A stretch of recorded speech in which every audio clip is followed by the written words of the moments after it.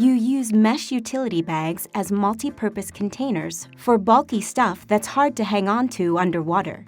You'll use them for tasks like underwater cleanups, or project-aware dive against debris activities, or carrying small loose items on a dive. They're also useful for carrying wet items after diving, like exposure suits. See your local dive center for choices best suited to what you have in mind. An important point: hand carry a loaded mesh utility bag while diving, so you can let go of it if it tangles or weighs you down. You use a slate or wet book for communication, writing down dive information, and so on. You can choose from different sized slates. Pick one you can pocket easily. Wet books use waterproof paper and offer more room for writing. Most are about this size, and because they flex, fit comfortably in exposure suit thigh pockets. When you night dive in the Advanced Open Water Diver course, you obviously need a dive light, but many divers find one useful during the day. Larger lights are more powerful and have longer burn times, though technology advances have made even the larger lights more compact. Ask your dive professional for assistance in choosing different battery, power, and size options.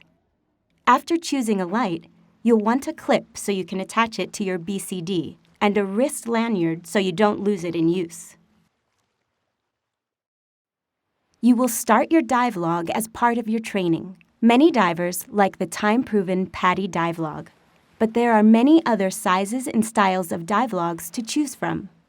Also, you can go with an online, tablet, or PC e-log. Many dive computers download to programs like these, making logging convenient. Your dive log provides an experience record you'll use for continuing your education, and it's a good place to record emergency information, dive buddy phone numbers and email addresses, equipment serial numbers, and so on. For each dive, you want to record the date, dive site, depth, duration, buddy name or names, and usually your objective, and some notes or a description of anything significant that happened. Your log also provides a resource for sharing information with others at Scuba Earth and on other online sites. Dive planning software helps you plan your air use and determine your allowable dive times. The most popular versions operate in your smartphone or tablet, though you can get personal computer programs. Some versions interface with your dive computer and also include e-log functions. Since a missing O-ring or torn strap can make you miss a dive, most divers have a spare parts kit. It's simply a collection of user-replaceable items and tools like these in a sturdy box you keep in your gear bag.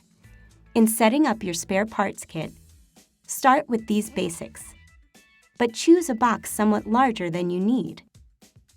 As you gain experience, you'll add to the kit. So leave some space for these, but don't overload it with things you don't actually use.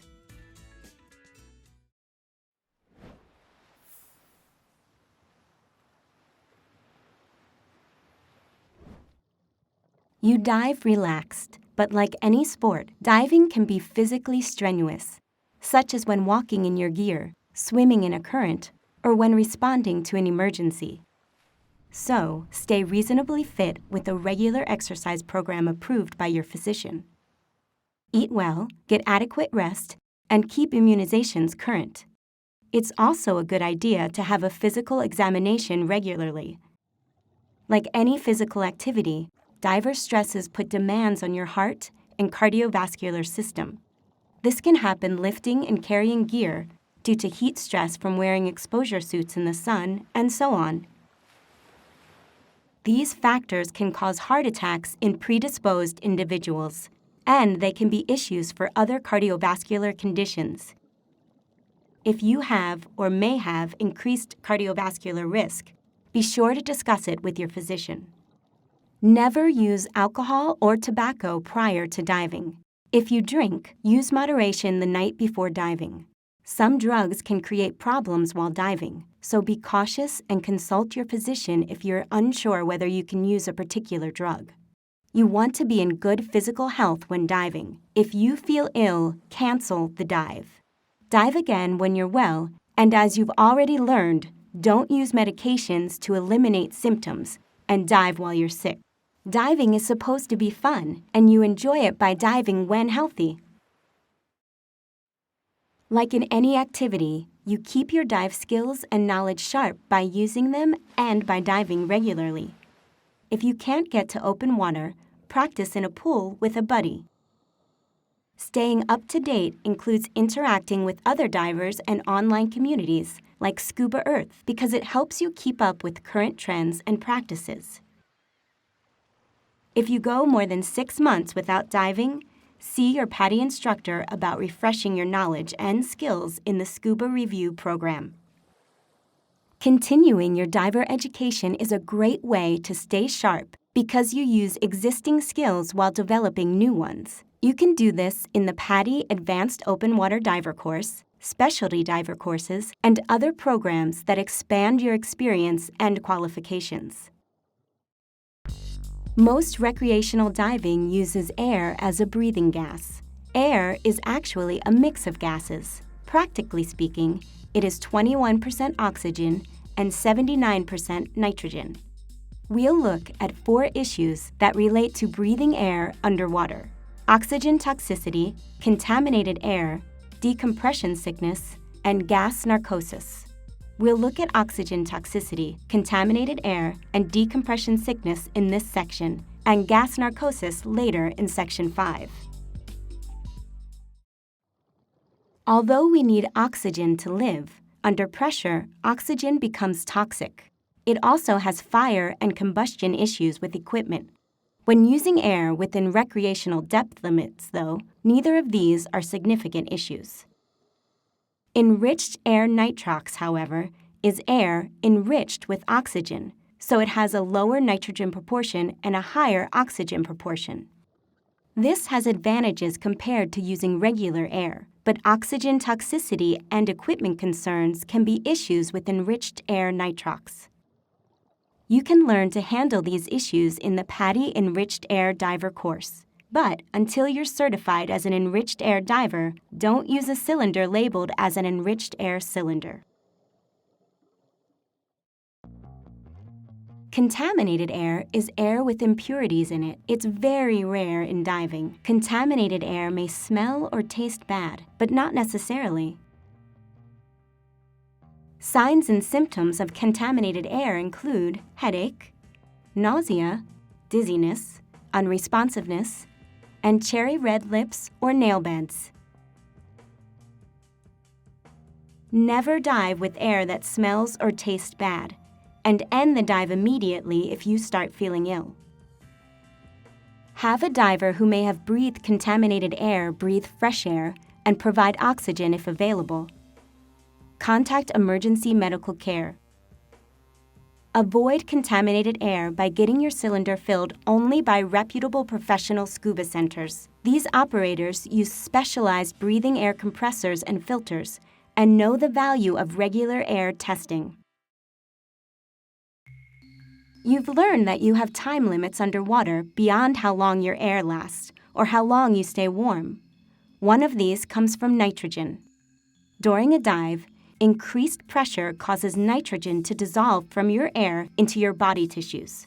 The greater the pressure, that is, the deeper you are, and the longer you're down, the more nitrogen dissolves into your body.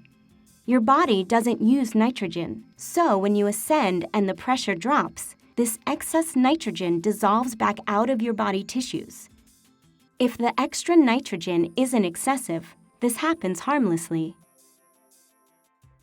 Your dive computer, or tables like the RDP table or ERDPML, helps you keep excess nitrogen within accepted limits. More about this shortly. If there's too much dissolved nitrogen, however, when you ascend, it may come out of solution faster than your body can eliminate it. Bubbles can form in body tissues, causing decompression sickness, which is a serious medical condition, sometimes called the bends or DCS. Signs and symptoms include paralysis, shock, weakness and prolonged fatigue, dizziness, numbness, tingling, difficulty breathing, limb and joint pain, and in severe cases, unconsciousness and death. DCS signs and symptoms may be obvious, but they can also be subtle, like a mild to moderate ache, weakness, or prolonged undue fatigue. They occur within 15 minutes to 12 hours after a dive, though some longer intervals have occurred. Symptoms may be intermittent. Regardless, treat all suspected cases of decompression sickness as serious. We'll look at the first aid for it in Section 5. Time and depth primarily influence how your body absorbs and releases nitrogen, but physiologists think some other factors predispose people to DCS. These include fatigue, dehydration, vigorous exercise, cold, poor fitness, illness and injuries, alcohol consumption, and age. In the next subsection, you'll learn how to help adjust for these if any of them apply to you.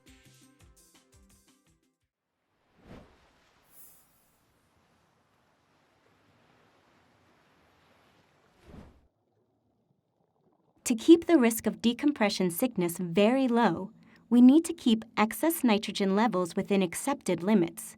But there's no way to measure the actual nitrogen dissolving into our bodies, so we use dive computers and dive tables.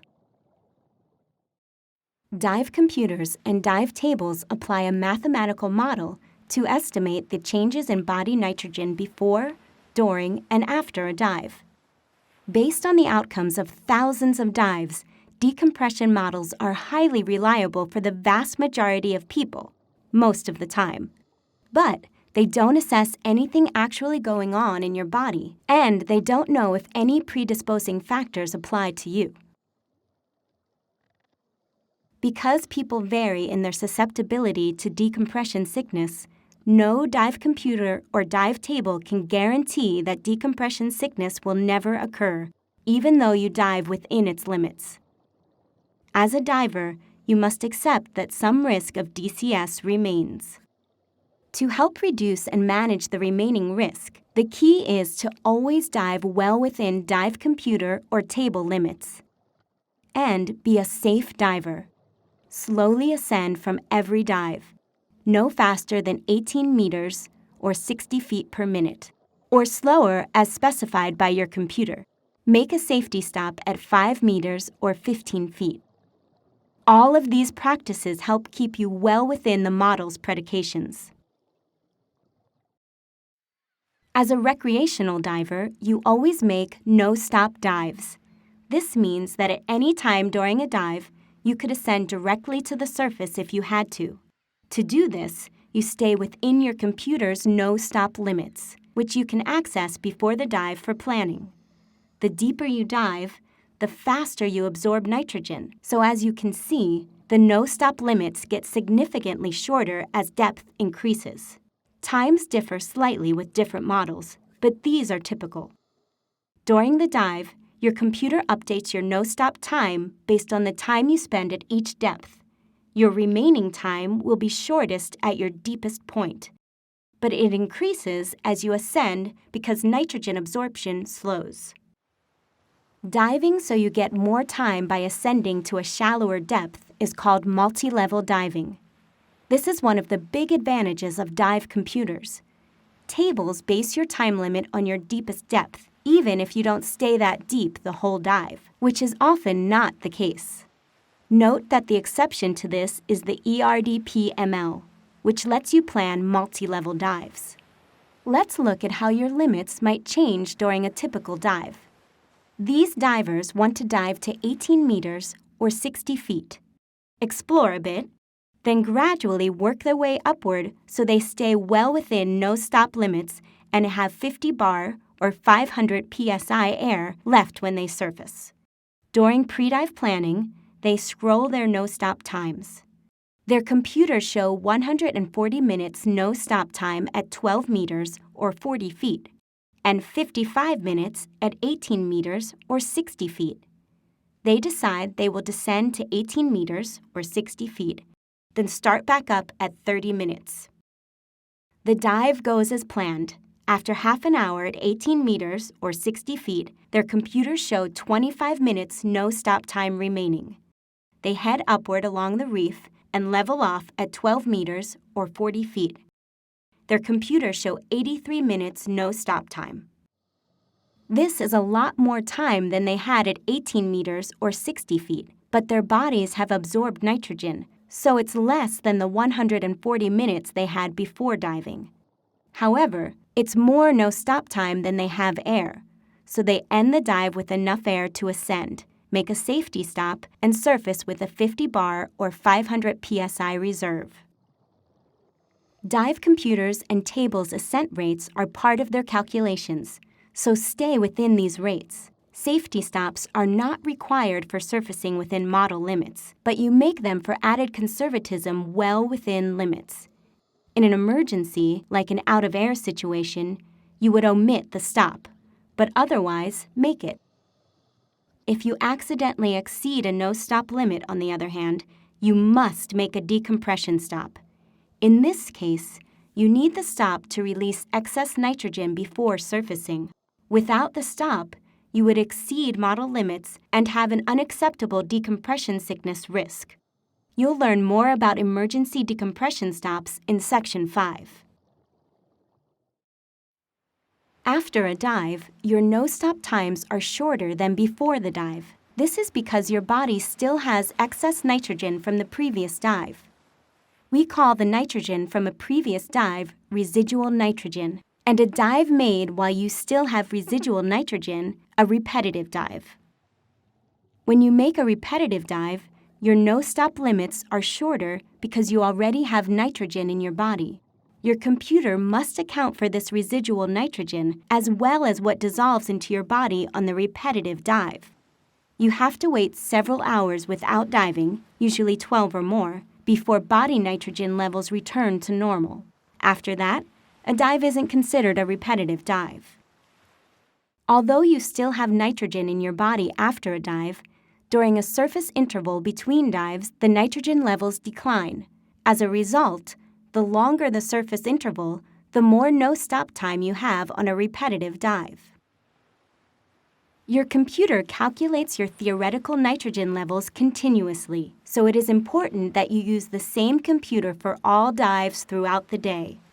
It remembers your residual nitrogen, so don't share or trade computers, and don't turn it off. Most models won't let you anyway.